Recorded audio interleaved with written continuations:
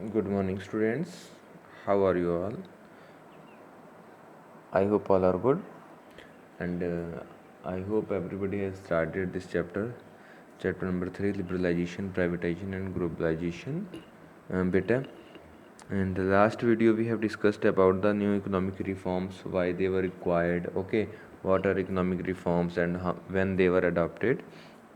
And now today we are going to discuss the three basic important terms which were highlighted in the new economic policy, that is liberalization, privatization, and globalization. As we have studied in the last video also, liberalization means removing or giving charging less restrictions on the licensing quota, removal of the licensing quota, that's called liberalization. Privatization, giving more and more importance to the private sector, that is called privatization. Globalization, integrating the whole economy into the world together, मतलब पूरे विश्व की economy को एक साथ जोड़ना, क्या हो गया, globalisation. Okay, so by this help of these three how economy can be developed, okay, as well as how the shortcomings can be covered. Okay, so we will discuss in this video about all. See beta, what is LPG and what is its significance? See, the economy of India had undergone significant policy shift in the beginning of 1990s. Okay, this new model of economic reform is commonly known as LPG. तो उसके पहले मैंने पहले बताया ना आपको कि economic system was not too good, so that is why new economic policy was adopted and that is called LPG, liberalisation, privatisation and globalisation. Okay,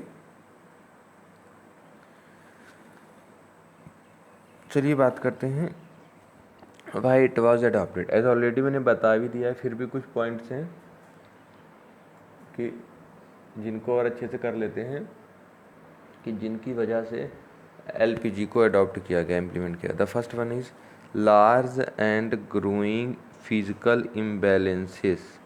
ठीक है, बहुत ज़्यादा फिजिकल बैलेंसेस में दिक्कत आ रही थी.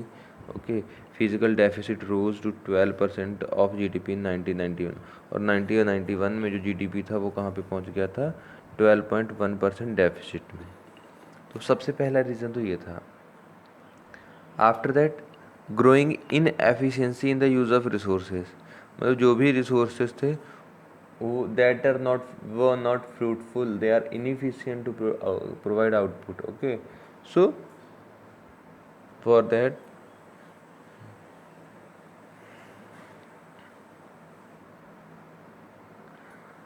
Next is low foreign reserves, 1.2 billion in January 1991.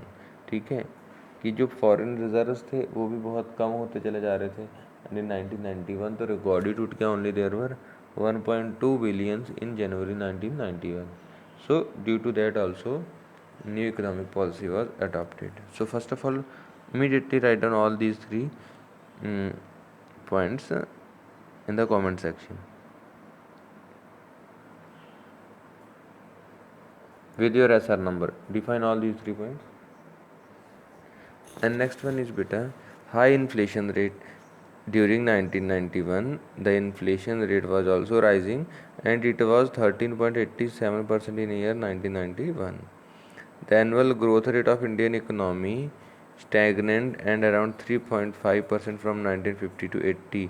और इंडियन इकोनॉमी का जो ग्रोथ रेट था डेट वाज कांस्टेंट, मतलब स्टैगनेंट का मतलब होता है सेम ही, ना बढ़ रहा था ना घट रहा था.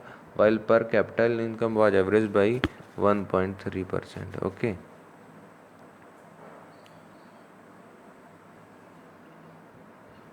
नाउ सी बेटा, व्हाट इज़ लिबरलाइजेशन.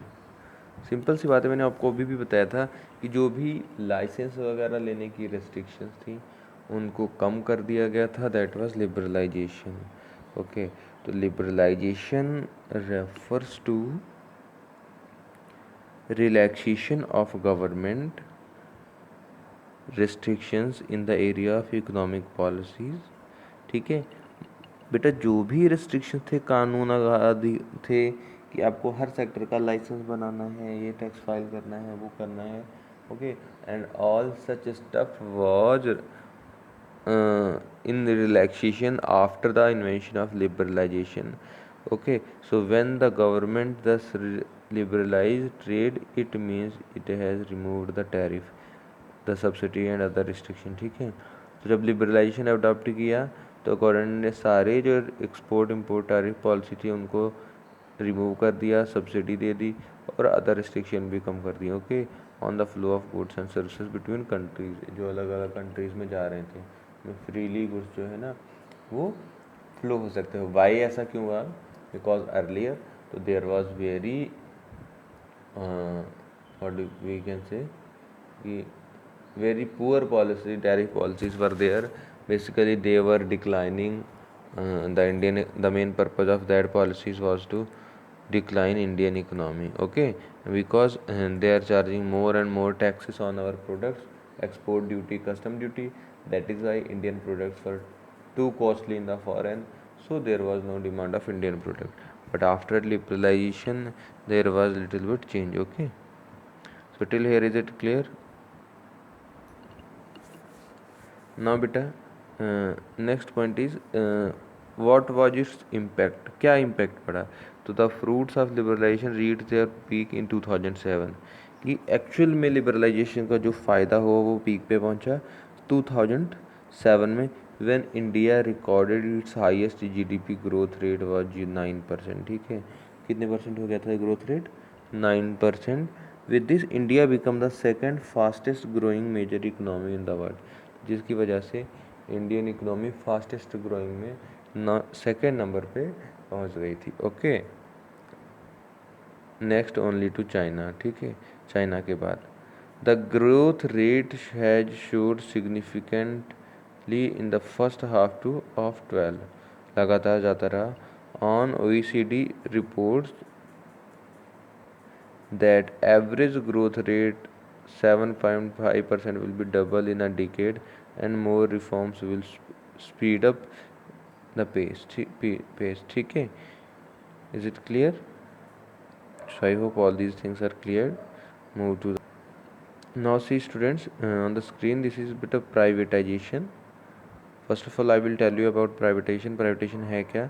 So बेटा privatization refers to the transfer of assets or services function from public to private ownership or control and the opening of the closed areas to private sector entry। ठीक है, कि जो भी public property है या individual property है किसी की, they have to start their business individually in the private sector for private ownership।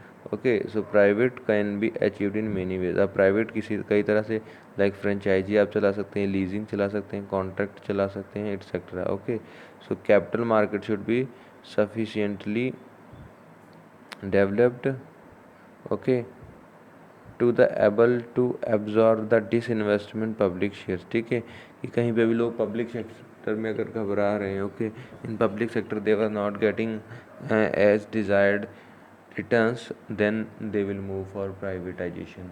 तो आप ऐसा भी कह सकते हो, giving more and more preference to private sector was called privatisation. Okay,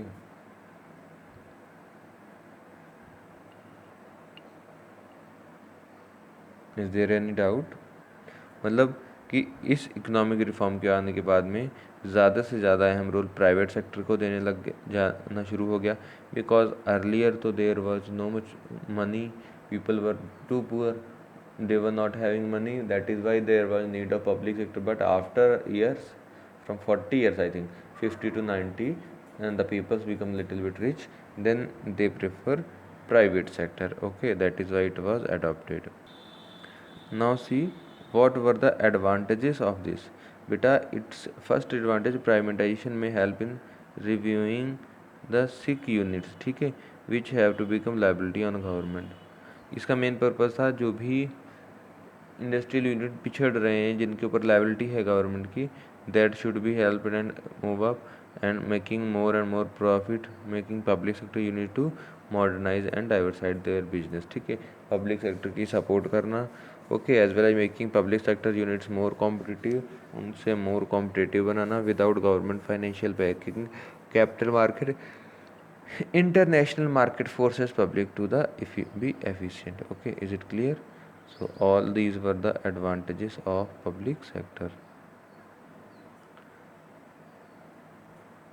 Now see, next point is beta globalization. What do you understand by globalization? As I told you, integrating the whole economy. So you can see globalization is the increasing economic interdependence of national economic across world through a rapid increase in cross-border movement of goods and services, technology and capital. Okay, so it is a process which draw country out of their insulation and makes them join the rest of the world in its march towards a new economic policy. Okay, कि पूरा world एक साथ मिल करके काम करे. Okay, by which the goals can be achieved easily and the task can be performed effectively and efficiently. Okay, there should not be too much restriction and freely they can integrate or run their business across the world. Okay, so thank you students, bye bye, take care.